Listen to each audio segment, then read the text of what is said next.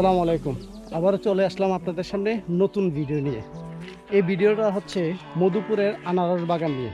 আনারস দেখবেন, এতটুকু আপনাদেরকে দেখাতে পারবো, কারণ এই জায়গার মধ্যে এই দুইটা জিনিস ছাড়া আর কোনো কিছুই নাই। তাহলে আজকে দেখুন আপনারা এই ভিডিওটা। মধুপুরে আসবেন, আসার পরে আনারস বিঘা বিঘা হেক্টর জমিতে আনারস চাষ করা আছে। আর অবশ্যই একটা সাবধানতা অবলম্বন করবেন। এটা হচ্ছে আনারস বাগানে গেলাম সবসময় সাপ থাকে, জোক থাকে, এগুলোর দিকে অবশ্যই আপনারা খেয়াল রাখবেন। ভালো করে দেখে শুনে আপনারা ঘোরাফেরা করবেন, যাতে কোনো একটা দুর্ঘটনা না ঘটে যেতে পারে। তাহলে চলুন শুরু করা যাক আজকের এই এপিসোড।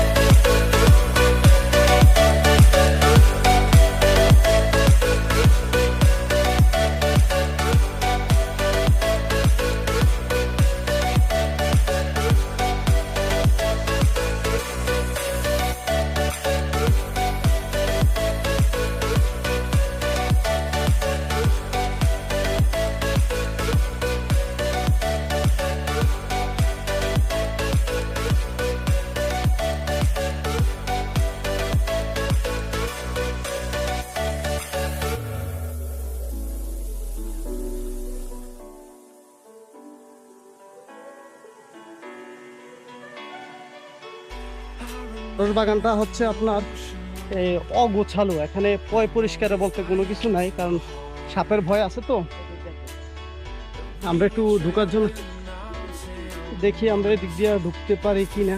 না, আমরা সামনে যাব, দেখি।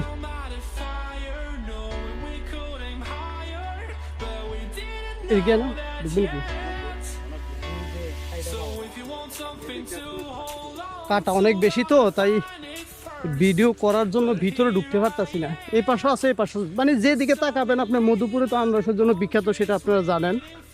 আর এই মধুপুরে আনারসের যে টেস্ট, এটা বাংলাদেশের যে কোনো জায়গায় আনারস যদি উৎপন্ন করা হয়, ওই জায়গার মধ্যে এই মধুপুরে আনারসের টেস্ট আপনার কোথাও পাবেন না। এটা আল্লাহ তাআলা রহমত হিসাবে টাঙ্গাইল মানুষের জন্য দান করছে। তাদের প্রতিটা ফ্যামিলির মধ্যে আপনার এই আনারসের বিজনেস, এগুলো সরকারি জায়গা লিজ হিসাবে নিয়ে ওরা আনারস চাষ করে। এই আনারস বাংলাদেশের বিভিন্ন জায়গায় যায়। আর এখান থেকে আনারস নেওয়ার পরে একটা জায়গা আছে, ওই জায়গায় নাম হচ্ছে কি জানো নামটা?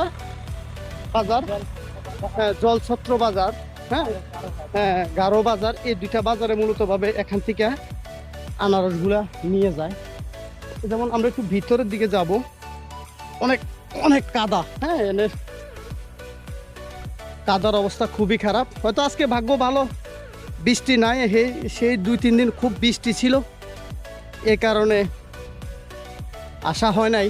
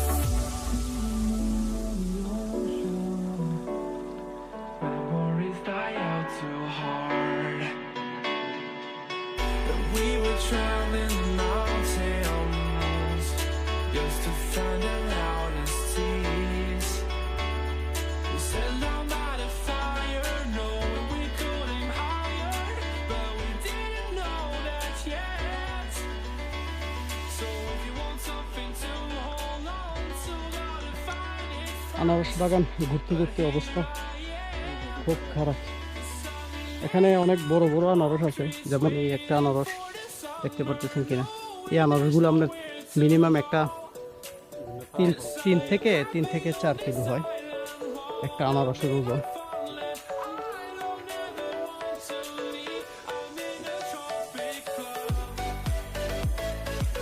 খেত দিয়ে রাখে আনারসের ভিতরে, হ্যাঁ খেত দিয়ে কি লিগে ওরে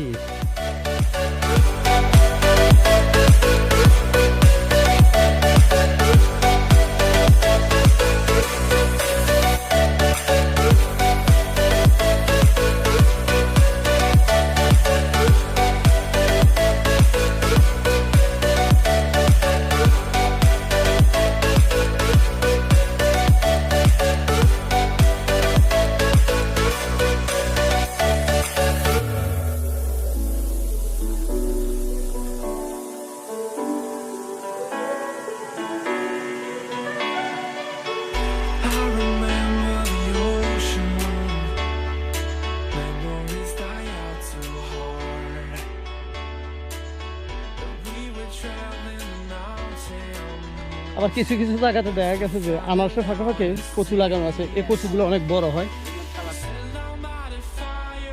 দেখেন কিছু দেখাচ্ছি আমি, এগুলো একটু কালার হয়ে গেছে, এগুলো মোটামুটি বাজারে সেল করার মতো অবস্থা হয়ে গেছে। এগুলো হ্যাঁ এখন বিক্রি করা যাবে, এটা একদম পারফেক্ট আছে। 2-1 দিন পরে হয়তো সেল করবে।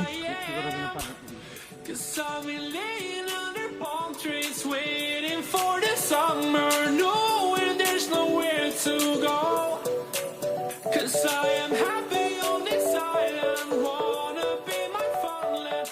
I don't ever want to leave, I'm in a tropic club. আপনাদেরকে আর কি দেখাবো, গরমের অবস্থা খুবই খারাপ। আসলে এই ক্লান্ত রোদ্রের মধ্যে ভিডিও করা আসলে খুবই কষ্টকর। এখানে যতটুকু যাচ্ছি আপনার শুধু আনারস বাগানে, এখানে আর দেখার মতো কিছু নাই। কিছু বাগান ঢুকতেছি, দেখেন এগুলো পুরা বিক্রির মতো হয়ে গেছে। এগুলা সুন্দর কালার, ফাইন পাক হয়ে গেছে।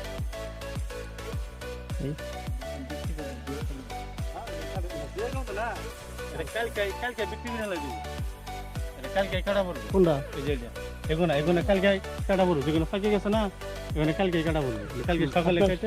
এই যে আনারসগুলো দেখতেছেন, এখান থেকে পাইকারিতে হয়তো 30 থেকে 40 টাকার মধ্যে সেল করা হয়। এগুলা বিভিন্ন জায়গাতে নিয়ে পার পিস 100-150 টাকা করে বেচে। একটার ওজন মিনিমাম 3 কেজির কম হবে না। 3 কেজি, হ্যাঁ 3 কেজি 4 কেজি, অনেক বড় বড় আনারস। যারা ব্যবসা করতে চান আনারসের, তারা অবশ্যই এই টাঙ্গাইল মধুপুরে এখান থেকে আনারস নিয়ে বাংলাদেশের বিভিন্ন জায়গাতে আড়তে দেওয়া যেতে পারে। ওই জায়গার মধ্যে আনারসগুলো তুলতেছে। এটা এক সাইড ভালো আছে, এগুলা 2-1টা আমরা নিয়ে যাচ্ছি। এমনিতে কোনো সমস্যা নাই, কিন্তু গাছের থেকে ভাঙ্গা নেওয়া যাবে না, ঝামেলা আছে।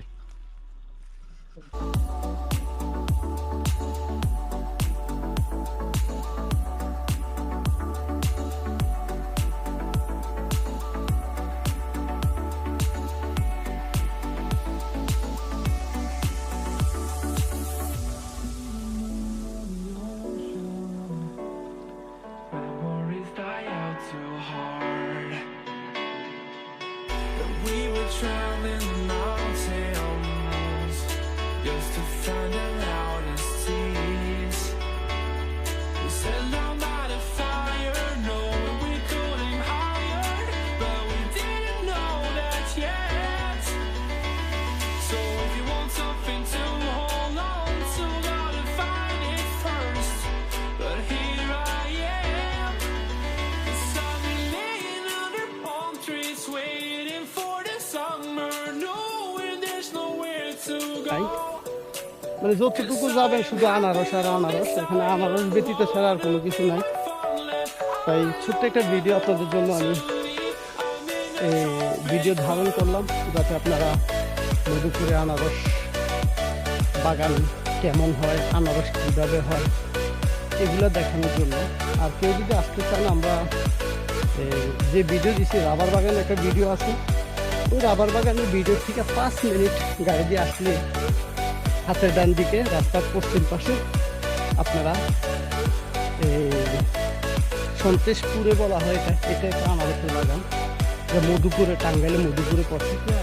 আবার বিভাগ যদি হিসাব করেন তাহলে হচ্ছে ময়মনসিংহ বিভাগে পড়ছে। মানে এখান থেকে ময়মনসিংহের এরিয়া শুরু, টাঙ্গাইলের এরিয়া শেষ।